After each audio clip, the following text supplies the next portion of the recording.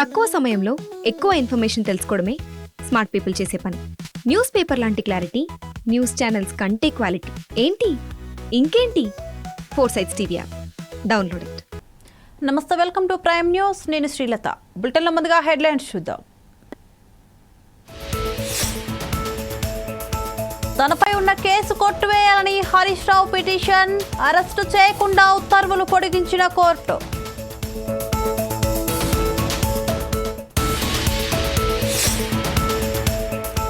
కేటీఆర్ పై Banjara hills PS లో case నమోదు, అనుమతి లేకుండా ర్యాలీ నిర్వహించారని ఎఫ్ఐఆర్.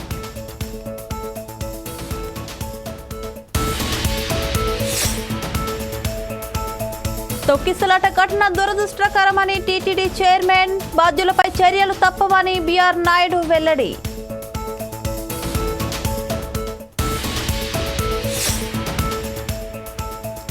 బాలికపై లైంగిక దాడి కేసులో విశాఖ కోర్టు సంచలన తీర్పు, ఫన్ బకెట్ భార్గవ్కు 20 ఏళ్ల శిక్ష విధిస్తూ ఉత్తర్వులు.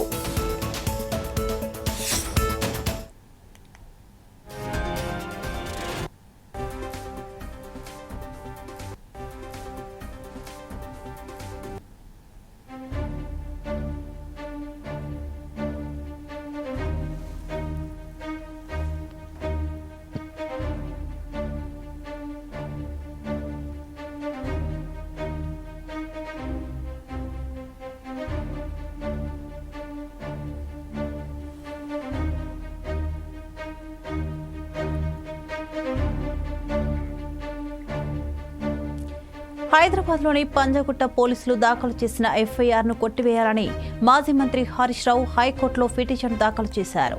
అరెస్టు చేయకుండా ఆదేశాలు ఇవ్వాలని ఫిర్యాదులో పేర్కొన్నారు. ఆ పిటిషన్పై హైకోర్టు తాజాగా విచారణ చేపట్టింది. కౌంటర్ దాఖలు చేయాలని చక్రధర్ గౌడ్కు ఆదేశాలు జారీ చేసింది.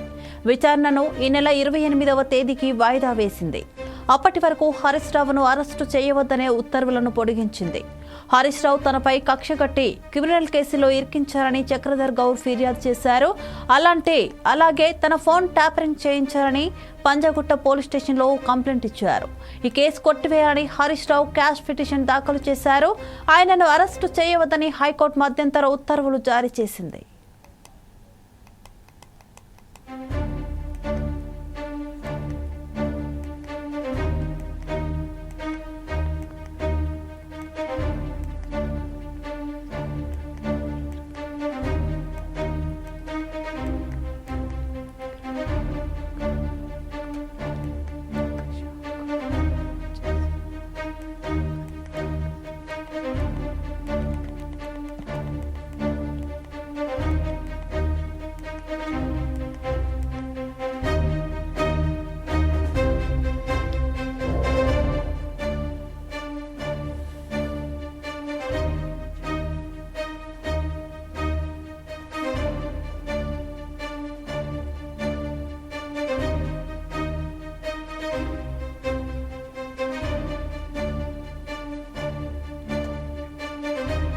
బ్రేకింగ్ న్యూస్ చూసుకుంటే, బీఆర్ఎస్ వర్కింగ్ ప్రెసిడెంట్ కేటీఆర్ పై మరో కేసు నమోదైంది.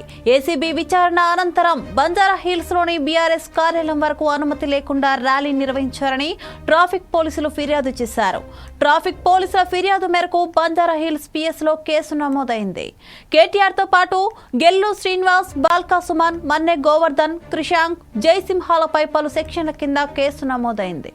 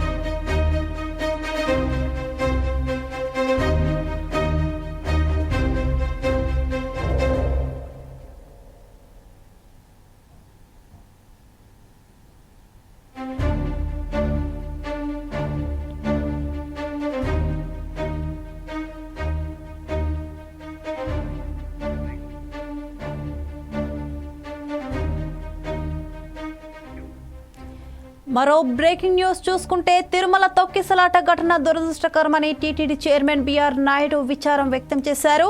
పొరపాటు జరిగిన మాట వాస్తవమని అన్నారు. ఇలాంటి ఘటనలు పునరావృతం కాకుండా చర్యలు తీసుకుంటామన్నారు.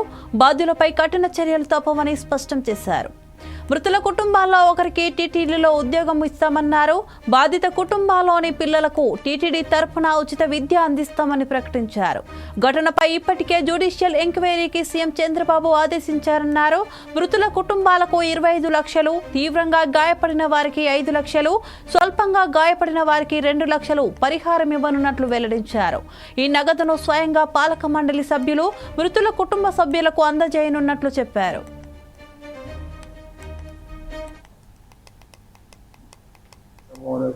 నాలో అనుమానం ఉంది.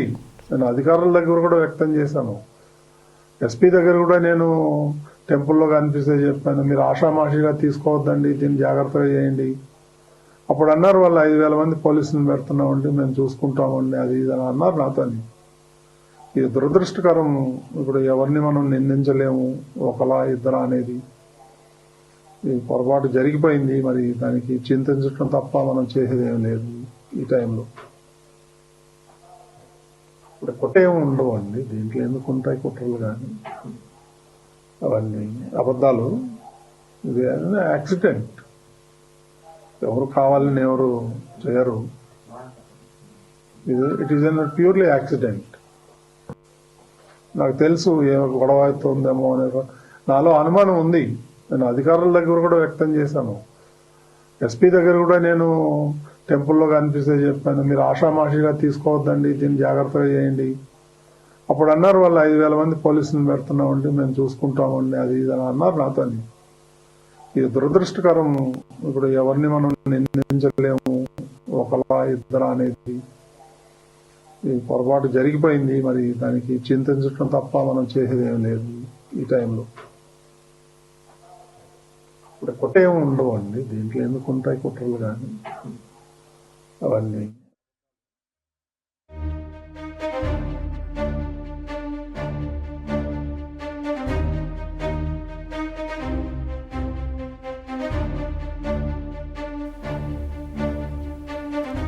మరో బ్రేకింగ్ న్యూస్ చూసుకుంటే విశాఖ పోక్సో కోర్టు సంచలన తీర్పు వెలువరించింది.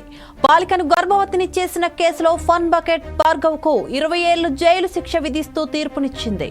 బాధితురాలికి 4 లక్షల పరిహారం చెల్లించాలని ఆదేశాలు జారీ చేసింది. 2021లో పెందుర్తి పోలీస్ స్టేషన్లో బాధితుల ఫిర్యాదు చేశారు. టిక్ టాక్ తో ఫేమస్ అయిన fun bucket Bhargav web series లో ఆఫర్ ఇప్పిస్తానని చెప్పి బాలికను మోసం చేశాడని ఫిర్యాదులో పేర్కొన్నారు. టిక్ టాక్ వీడియోల పేరుతో బాలికను లోబర్చుకొని పలుమార్లు అత్యాచారం చేసినట్లు విశాఖ పిఎస్ లో భార్గవ్ పై కేసు నమోదైంది. దీంతో భార్గవ్ ను అరెస్టు చేశారు. విజయనగరం జిల్లా కొత్తవలస ప్రాంతానికి చెందిన భార్గవ్ టిక్ టాక్ వీడియోలతో ఫేమస్ అయ్యారు.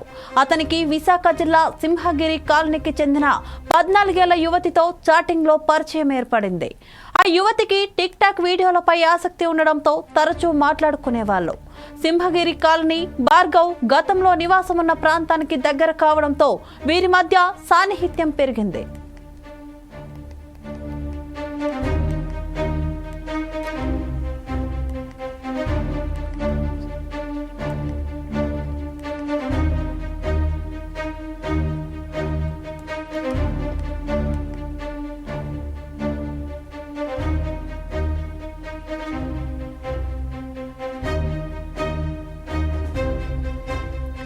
బ్రేకింగ్ న్యూస్ చూసుకుంటే విశాఖ పోక్సో కోర్టు సంచలన తీర్పు వెలువరించింది.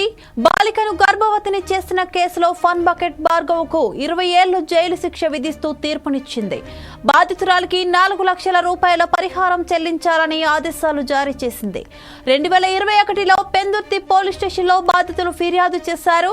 టిక్ టాక్ తో ఫేమస్ అయిన fun bucket Bhargav web series లో ఆఫర్ ఇప్పిస్తానని చెప్పి బాలికను మోసం చేశాడని ఫిర్యాదులో పేర్కొన్నారు. టిక్ టాక్ వీడియోల పేరుతో బాలికను లోబర్చుకొని పలుమార్లు అత్యాచారం చేసినట్లు విశాఖ పిఎస్ లో భార్గవ్ పై కేసు నమోదైంది. దీంతో భార్గవ్ ను పోలీసులు అరెస్ట్ చేశారు. విజయనగరం జిల్లా కొత్తవలస ప్రాంతానికి చెందిన భార్గవ్ టిక్ టాక్ వీడియోలతో ఫేమస్ అయ్యారు. అతనికి విశాఖ జిల్లా సింహగిరి కాలనీకి చెందిన 14 ఏళ్ల యువతితో చాటింగ్ లో పరిచయం ఏర్పడింది. ఆ యువతికి టిక్ టాక్ వీడియోలపై ఆసక్తి ఉండడంతో తరచూ మాట్లాడుకునేవాళ్ళు. సింహగిరి కాలనీ భార్గవ్ గతంలో నివాసం ఉన్న ప్రాంతానికి దగ్గర కావడంతో వీరి మధ్య సాన్నిహిత్యం పెరిగింది.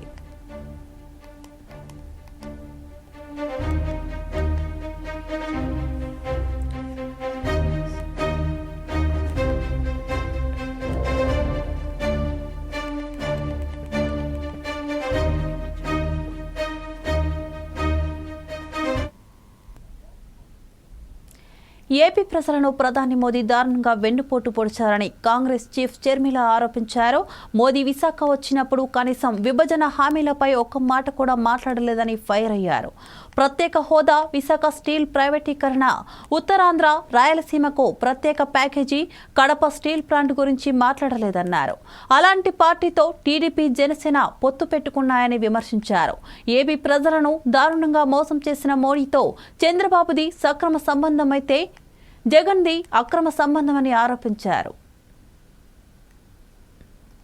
పోటు పొడిచాడు ఆంధ్ర రాష్ట్ర ప్రజలకు. ప్రత్యేక హోదా ఇస్తాము అని చెప్పి 10 సంవత్సరాలు ఇస్తామని మోడీ గారు స్వయంగా మాటిచ్చి ఆంధ్ర రాష్ట్ర ప్రజలను మోసం చేశారు. అలాంటి వాళ్ళను ఎత్తి పట్టుకున్నారు ఈరోజు. అలాంటి వాళ్ళతో పొత్తులు పెట్టుకున్నారు ఈరోజు టీడీపీ అయినా జనసేన అయినా. ఇది ఎక్కడి న్యాయం అని అడుగుతున్నాం. నిన్న మోడీ గారు వచ్చారు, ఇదే విశాఖపట్నానికి వచ్చారు. ఒక్క మాటైనా మాట్లాడారా అండి? ప్రత్యేక హోదా గురించి మాట్లాడారా? లేకపోతే విభజన హక్కుల్లో ఒక్క వాగ్దానమైనా నిలబెట్టుకుంటామని చెప్పారు. ఉత్తరాంధ్ర, రాయలసీమకు స్పెషల్ ఎకనామిక్ ప్యాకేజ్ మన హక్కు, ఒక్క మాటైనా మాట్లాడారా? కడప స్టీల్ ఫ్యాక్టరీ మన హక్కు, ఒక్క మాటైనా మాట్లాడారా? మన బిడ్డలకు ఉద్యోగాలు 2 కోట్లు ఇస్తామన్నారు సంవత్సరానికి, మన బిడ్డలకు 1 లక్ష కూడా ఇవ్వలేదు. ఒక్క మాటైనా మాట్లాడారా? విశాఖ స్టీలును కాపాడుతాము, విశాఖ స్టీలు ఆంధ్ర రాష్ట్రానికి చాలా ముఖ్యము అని ఒక్క మాటైనా, ఒక్క అష్యూరెన్స్ అయినా ఇచ్చారా? అలాంటి వాళ్ళ గురించి ఎంతో గొప్పలు చెప్తున్నారు ఈ రోజు టీడీపీ, జనసేన వాళ్ళు. వైసీపీ ఏం తక్కువ తినలేదు. జగన్మోహన్ రెడ్డి గారు ఒక పక్క టీడీపీ సక్రమ సంబంధం పెట్టుకుంటే జగన్మోహన్ రెడ్డి గారు అక్రమ సంబంధం పెట్టుకున్నారు అదే బీజేపీ పార్టీ.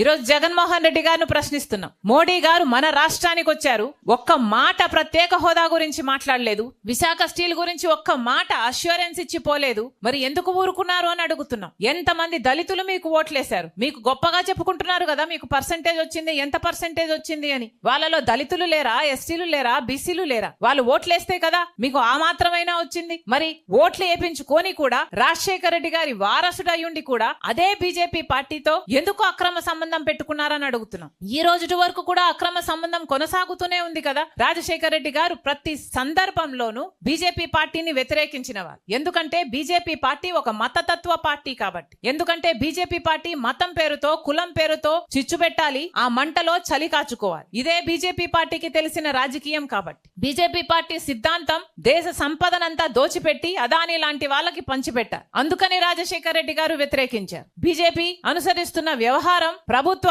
వ్యవస్థలను అన్నిటినీ, ఆర్బీఐ అయినా, సిబిఐ అయినా, ఈడీ అయినా, ఇన్కమ్ ట్యాక్స్ అయినా, స్టాక్ ఎక్స్చేంజ్ అయినా, ఏ వ్యవస్థనైనా తమ గుప్పిట్లో పెట్టుకొని స్వార్థ రాజకీయాలు వాడుకునే పార్టీ బీజేపీ పార్టీ కాబట్టే రాజశేఖర రెడ్డి గారు ఆ రోజు హైదరాబాద్ నాచారంలోని దక్కన్ స్ప్రింగ్ గ్లోబల్ స్కూల్లో స్పోర్ట్స్ ఫెస్ట్ నిర్వహించారు. ఈ కార్యక్రమానికి ద్రోణాచార్య అవార్డు గ్రహీత రమేష్ నాగపురి, భారత para olympic athlete Jeevanji Deepthi హాజరయ్యారు. విద్యార్థులకు విద్య పట్ల ఆసక్తి ఉందా, క్రీడల పట్ల ఆసక్తి ఉందా గ్రహించి దానికి అనుగుణంగా తల్లిదండ్రులు, ఉపాధ్యాయులు విద్యను అందించాలని రమేష్ నాగపురి తెలిపారు.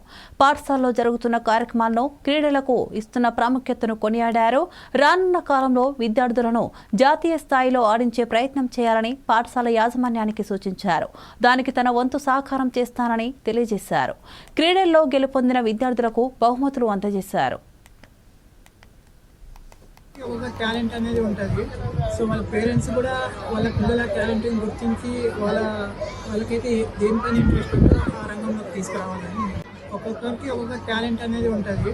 సో వాళ్ళ పేరెంట్స్ కూడా వాళ్ళ పిల్లల టాలెంట్ని గుర్తించి వాళ్ళకైతే దేనిపైన ఇంట్రెస్ట్ ఉందో ఆ రంగంలోకి తీసుకురావాలని.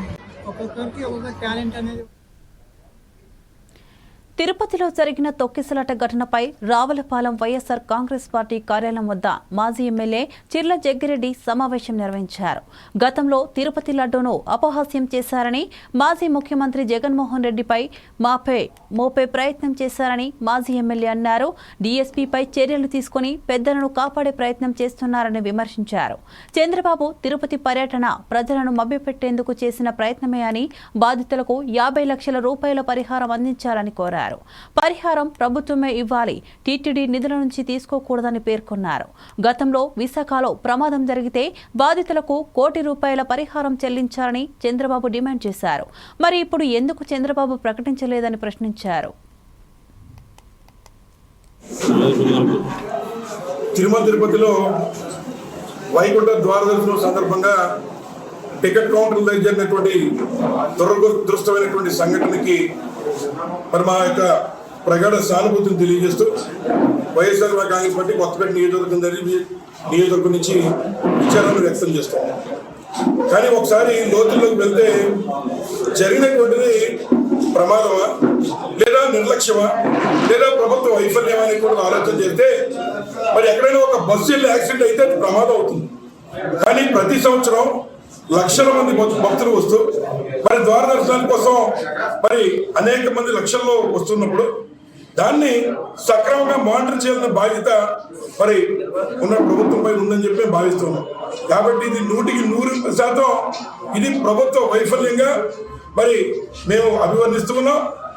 మరి ఎవరైతే డిఎస్పీ వేయడానికి కారణభూతులైతే పుష్కరాల సమయంలో మరి ఏదైతే షూటింగ్ పిచ్చితో పబ్లిసిటీ పిచ్చితో ఆ రోజు మీరు మరి గేట్లు తీసి 29 మందిని గోదావరి తల్లి సాక్షిగా చంపేస్తే మీరు శిక్షార్హులు కాదా అని అడుగుతున్నాం. అలాగే మొన్న బడి నీరు మరి ఏదైతే వరదలు వచ్చాయో ఆ వరదలకి గేటు తీసే ముందు కనీసం అందరికీ చెప్పకుండా గేట్లు అర్ధరాత్రి సమయంలో తీయించినటువంటి మీరు నిందితులు కారా చంద్రబాబు నాయుడు గారు అని అడుగుతున్నాం. తిరుపతిలో వైకుంఠ ద్వారదర్శనం సందర్భంగా టికెట్ కౌంటర్ల దగ్గర జరిగినటువంటి దురదృష్టమైనటువంటి సంఘటనకి మరి మా యొక్క ప్రగాఢ సానుభూతిని తెలియజేస్తూ వైఎస్ఆర్ కాంగ్రెస్ పార్టీ కొత్తపేట నియోజకవర్గం నుంచి విచారాన్ని వ్యక్తం చేస్తాం. కానీ ఒకసారి లోతుల్లోకి వెళ్తే జరిగినటువంటిది ప్రమాదమా లేదా నిర్లక్ష్యమా లేదా ప్రభుత్వ వైఫల్యమా అని కూడా ఆలోచన చేస్తే నారాయణపేట మున్సిపాలిటీలో పనిచేస్తున్న పారిశుద్ధ కార్మికులకు భీష్మరాజ్ ఫౌండేషన్ ఆధ్వర్యంలో స్వెటర్లు foundation chairman doctor K Raj Kumar Reddy అందజేశారు. తెల్లవారుజామున చలిలో విధులను నిర్వహించే పారిశుద్ధ కార్మికులు చలితో ఇబ్బందులు పడుతున్నారని తెలుసుకుని వారికి స్వెటర్లను అందజేసినట్లు రాజ్ కుమార్ రెడ్డి తెలిపారు. పారిశుద్ధ కార్మికులు చలిలో విధులను నిర్వహిస్తూ ఇబ్బందులు పడుతున్నట్లు కార్మికులు ఫౌండేషన్ సభ్యుల దృష్టికి తీసుకురావడం జరిగిందని, కార్మికులకు స్వెటర్లను అందజేయాలని సభ్యుల సూచన మేరకు సుమారు 100 మంది పారిశుద్ధ కార్మికులకు స్వెటర్లను అందజేసినట్లు ఆయన పేర్కొన్నారు. పారిశుద్ధ కార్మికులకు ఎలాంటి సమస్యలున్నా తన దృష్టికి తీసుకొస్తే వాటిని పరిష్కరించేందుకు చర్యలు తీసుకుంటామని హామీ ఇచ్చారు.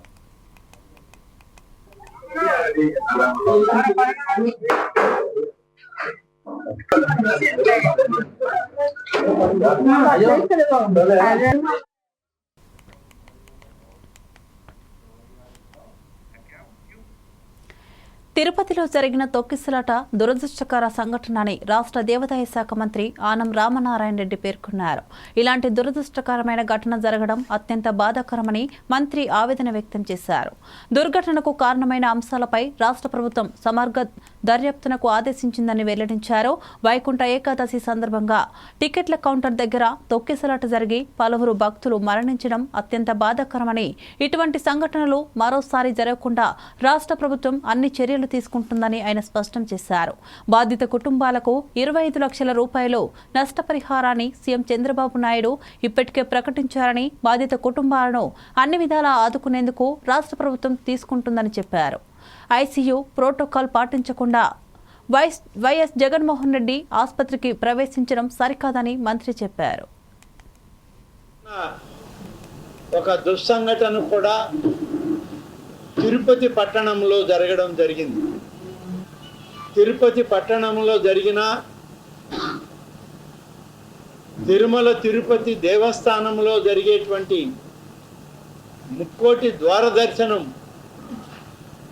ఏర్పాట్లు జరిగే సందర్భంలో ఈ సంఘటన చోటు చేసుకోవడం కూడా చాలా బాధాకరంగా రాష్ట్ర ప్రభుత్వం, రాష్ట్ర ముఖ్యమంత్రి శ్రీ నారా చంద్రబాబు నాయుడు గారు దీన్ని చాలా తప్పుగా భావించడం కూడా జరిగింది. తిరుపతి సంఘటన అందరినీ బాధ కలిగించింది. ఎందుకు మార్చారు కొండపై నుంచి కిందకి ఈ విధానం అని అంటే, గతంలో చేశారు కాబట్టి మేము కూడా చేశామని చెప్పే పరిస్థితుల్లో అధికారులు చెప్పడం జరిగింది. గతంలో కొన్ని వైఫల్యాలను సరిచేసుకుంటూ ముందుకు వెళ్తున్న సందర్భంలో గత ఆనవాయితీల్ని ఎందుకు తీసుకోవాల్సి వచ్చిందని చెప్పి ముఖ్యమంత్రి గారు కూడా ఎంతో బాధతో వాళ్ళని ప్రశ్నించడం జరిగింది. కానీ నిన్న దురదృష్టకరమైన సంఘటన ఏంటంటే, ఎవరైనా సరే విచారించవచ్చు, తప్పు లేదు. ప్రధాన ప్రతిపక్షం అనేటువంటి ప్రతిపక్ష స్థాయిని కూడా కోల్పోయినటువంటి జగన్మోహన్ రెడ్డి ఆయన పర్యటనకు రావడం జరిగింది. ఆయన పర్యటించడానికి ఎవరు అడ్డు చెప్పింది లేదు, ఆయన కాదని. నెల్లూరు జిల్లాలో ముక్కోటి ఏకాదశి పర్వదినం వేడుకలు ఘనంగా నిర్వహించారు. ఈ సందర్భంగా శ్రీ తలపగిరి రంగనాథ స్వామి దేవస్థానం వద్ద జై శ్రీరామ హనుమాన్ భక్త బృందం ప్రసాద వితరణ చేశారు.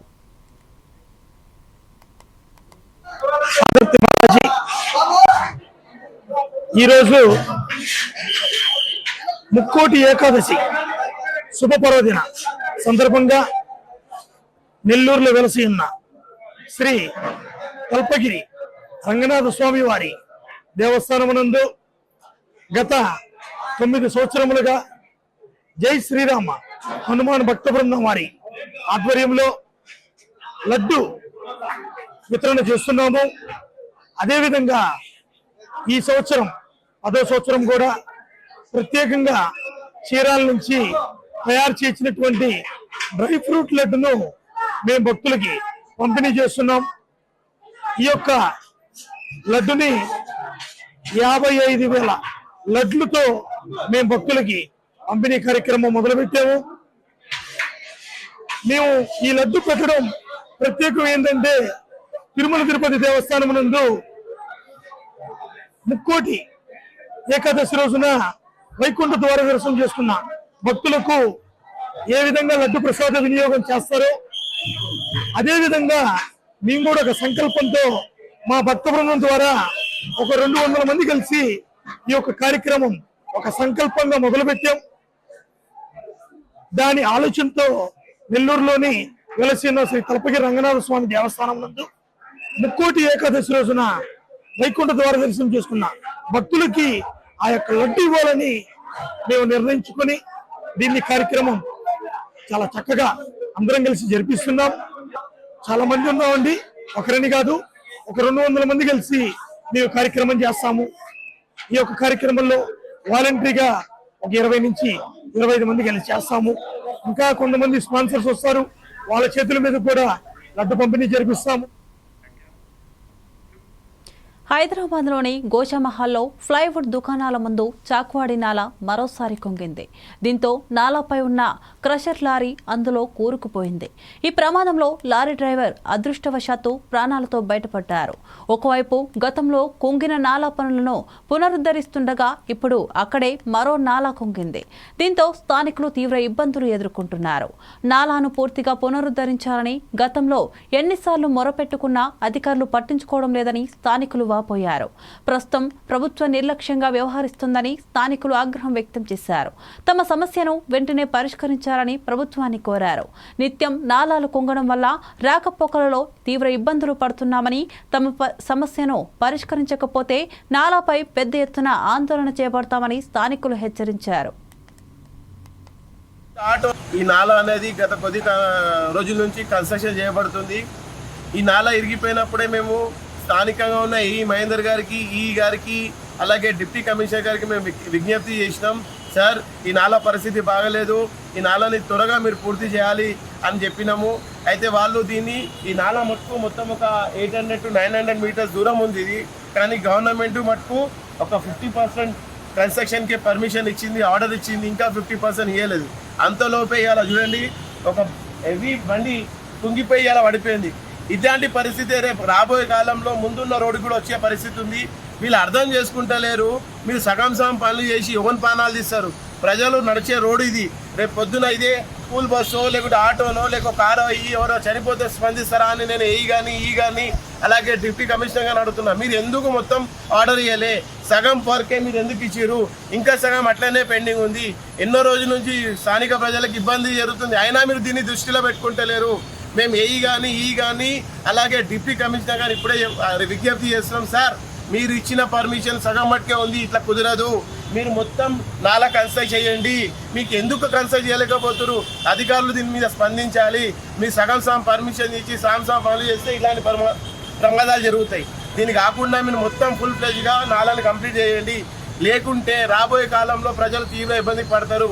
ఎవరైనా పడి చనిపోయిన విధంగా స్పందిస్తారా అని నేను ఈ సందర్భంగా అడుగుతున్నా. సార్ ఇది ఒక పెద్ద ప్రాబ్లం. దీన్ని మీరు చాలా లైట్గా తీసుకొని ఒక 25% 35% కడతాము, తర్వాత నాలా ఉంది కదా మంచిగానే ఉందంటే మీరు మంచిగా ఉందని ఎట్లా చెప్తారు? రేపు ఇప్పుడు ఇలా చూసి కదా ఇట్లనే అది పడిపోతే ఎవరు జిమ్మేదారి? ప్రజల ప్రాణాలు పోతే ఎవరు జిమ్మేదారి? నేను ఎమ్మెల్యే కానీ కార్పొరేటర్ కానీ మళ్ళీసారి విజ్ఞప్తినా సార్, ఈ నాలకు సంబంధించిన మొత్తం కంప్లీట్ అయ్యేటట్టు చూడండి. గవర్నమెంట్ అఫీషియల్స్ ఓన్లీ 25-30% వరకే మనకు పర్మిషన్ ఇచ్చిరు. అది కుదరదు. ఈ నాలా కడితే మొత్తం కడితేనే ఇది 100% కడితేనే రేపు రాబోయే కాలంలో మంచిగా ఉంటుంది. లేకుంటే ఇట్లనే మీరు చేసుకుంటూ పోతే మళ్ళీ పడుతుంది, మళ్ళీ కన్స్ట్రక్షన్. గత ఏడాది 2 ఏళ్ల నుంచి గోశాలలో ఎప్పుడు ఏలూరు జిల్లాలో కోడిపందాల బరులపై పోలీసులు దాడి నిర్వహించారు. చిన్న అరిగిపల్లిలో బరులను పోలీసులు ధ్వంసం చేశారు. తహసీల్దార్ ప్రసాద్, ఎస్ఐ శుభశేఖర్ సిబ్బందితో వెళ్లి ధ్వంసం చేస్తున్న పనులను పర్యవేక్షించారు. అరిగిపల్లి మండలంలోని మరికొన్ని గ్రామాల్లో సిద్ధం చేసిన కోడిపందాల బరులను 1-2 రోజుల్లో పూర్తిగా ధ్వంసం చేస్తామని తెలిపారు. కోడిపందాల నిర్వహణకు ఎటువంటి అనుమతులు లేవని తహసీల్దార్ ప్రసాద్, ఎస్ఐ శుభశేఖర్ తెలిపారు.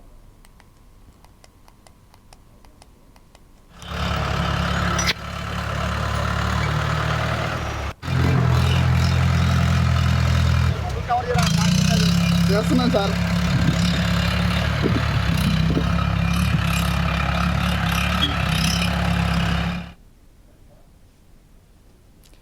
ఎల్బీనగర్ నియోజకవర్గం కర్మన్ ఘాట్లోని కొత్త కాపు యాదవ్ రెడ్డి గార్డెన్స్లో వెలువడే పొగ ద్వారా తాము తీవ్ర అవస్థతకు గురిపడు 2-3 ప్లాట్లు మారున్నాయి. మేము ఇక్కడే నివాసం ఉంటాం. మా తోటిగా ఒక 5-6 రెంటల్ పోర్షన్లు కూడా ఉన్నాయి, వాళ్ళు కూడా ఉంటున్నారు. ఈ మధ్యన ఒక సంవత్సరం 23 ఎండింగ్ నుంచి మాకు విపరీతమైన ఇబ్బందులు తయారవుతున్నాయి. మీ ఫంక్షన్ హాల్ వాళ్ళతోటి. ఫంక్షన్ హాల్ వాళ్ళు రోడ్డు ముందు ఇంటి ముందల చికెన్లు మటన్లు కింటల్ల కొద్ది తెప్పిస్తుండ్రు. వాళ్ళ పెళ్లిలు కుదుర్చు రెంట్కు తీసుకున్న వాళ్ళు లక్షలు ఆర్జిస్తున్నారు. ఒక్కొక్క ఫంక్షన్కు 3 లక్షలు 4 లక్షలు తీసుకుంటూ రోజు 8 లక్షల బిజినెస్ చేసుకుంటూ వాళ్ళ అంతరాయాలు మాకు విపరీతంగా జరుగుతున్నాయి. పొగ, సౌండ్ పొల్యూషన్, రాత్రి నిద్ర ఉండదు. 3:30, 4, 2 మధ్యరాత్రి తర్వాత 1 గంట 2, 3 వరకు మేము 100 ఫోన్ చేసి సర్వనార్ ఫోన్లు మా యూజ్ మాట్లాడరు, పెట్టేస్తారు.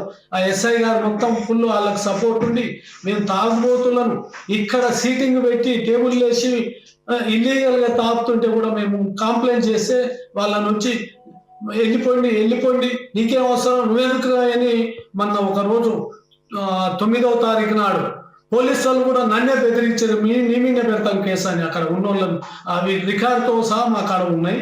సీసీ కెమెరాలు అయినా దొరుకుతాయి. మా కాడ సీసీ కెమెరాలు అన్ని రికార్డులు ఉంటాయి. ఇది పరిస్థితి. దీని మీద మేము తట్టుకోలేక కొత్త కాపు ఆయన గోవర్ధన్ రెడ్డి ఒక రోజు ఇల్లే విసర్జనత అని బెదిరించి మళ్ళీ ఫోన్ చేసి మళ్ళా ఫోన్లో కూడా బెదిరించాడు. అయితే చదువుకో తప్ప ఇయ్యంకాలం కూడా ఉండవు, నువ్వు నేను తలుచుకుంటే మా సంగతి నీకు తెలియదా అని బెదిరించి ఇది చేసినారు. ఇవన్నీ చేసినాక 5వ తారీఖు నాడు నేను హైకోర్టులో కూడా రిట్ వేసి ఆ రిట్ ఆర్డర్ 27 డిసెంబర్ నాడు మా చేతికి వచ్చింది. వచ్చిన తర్వాత నేను ముఖ్యమంత్రి గారికి ఛాంబర్లో అక్కడ పర్యావరణ మినిస్టర్కు, పొల్యూషన్ వాళ్లకు, కమిషనర్కు, మున్సిపల్ కమిషనర్కు, డిప్యూటీ కమిషనర్కి ఇచ్చినాం, కానీ దాని మీద ఏ స్పందన లేదు. కాకుంటే నిన్నటి రోజు 8 నాడు మాత్రం పొల్యూషన్ వాళ్ళు వచ్చిండ్రు. వాళ్ళు లోపలికి బయటికి ఇవన్నీ తిరిగిర్రు. ఎట్లా ఉండగలుగుతున్నారని మమ్మే అన్నారు. నాకు 69 సంవత్సరాలు. నిన్న ఇవాళ 4-5 రోజులు అంటే మా మనవరాలు 8 రోజులు అయింది అవి లేవక ఇచ్చినా కూడా. నెల్లూరు జిల్లా పడారుపల్లిలో వెలిసి ఉన్న శ్రీ కళ్యాణ వెంకటేశ్వర స్వామి దేవాలయంలో వైకుంఠ ఏకాదశి పర్వదినాన ఉత్తర ద్వార దర్శనం వేడుకలు ఘనంగా నిర్వహించారు. ఉభయదాతల కాకు పెద్ద మల్లికార్జున, కాకు కరుణాకర్ సమక్షంలో కార్యక్రమం అంగరంగ వైభవంగా చేశారు. ఈ కార్యక్రమంలో టీడీపీ నేత 23వ డివిజన్ కార్పొరేట్ ఒరిస్సా శ్రీనివాసులు పాల్గొన్నారు.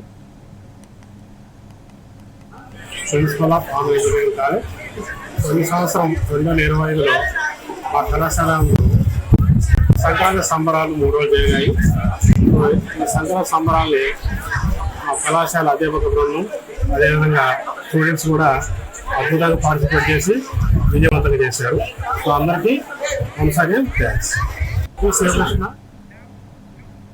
ఇవి bulletin updates. Keep watching 4 Sides TV.